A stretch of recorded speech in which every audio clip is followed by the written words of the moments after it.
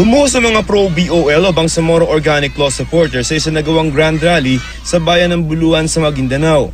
Nagsilabasan ng mga residente, guro at mag-aaral para salubungin ang caravan. Napuno rin ang gym na ito. Panawagan ng mga nagrally ang pagpasa sa plebisito ng BOL. Ang BOL ang bubuwag sa kasalukuyang Autonomous Region in Muslim Mindanao ARM para magtatag ng Bangsamoro Autonomous Region. Sa January 21 at February 6 na ang plebisito, mga araw ng pagtutuos kung mapapalitan nga ang ARM at kung may mapapasamang ibang lugar pa sa Bangsamoro Autonomous Region. Ayon sa COMELEC, tatanungin sa plebisito ang mga taga-ARM ngayon kung pabor sila sa BOL. Sa Basilan may dagdag na tanong, gusto ba nilang maisama ang Isabela City sa Bangsamoro Autonomous Region? 2.8 milyon na mga boboto at mataas na turnout ang inaasahan ng COMELEC.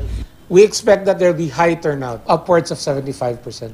Ang BOL ay produkto ng kasunduang pangkapayapaan ng gobyerno at Moro Islamic Liberation Front o MILF na nilagdaan noong taong 2014. Kung mararatipikahan ito, bukod sa pagtatatag ng Bangsamoro Autonomous Region, magbibigay daan din ito sa decommissioning o ang voluntaryong pagta-turnover ng armas ng mga armadong puwersa ng MILF at pagbalik nila sa sibilyan na pamumuhay. Sabi ni Presidential Spokesperson Salvador Panelo, pagkakataon ito para wakasan ang dekada-dekada ng suliranin ng Muslim Rebellion.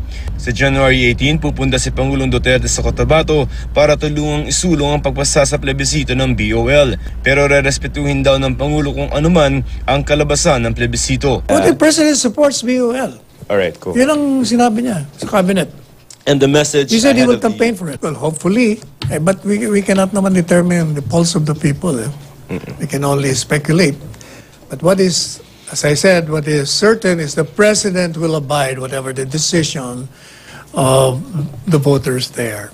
Joseph Morong, GMA News.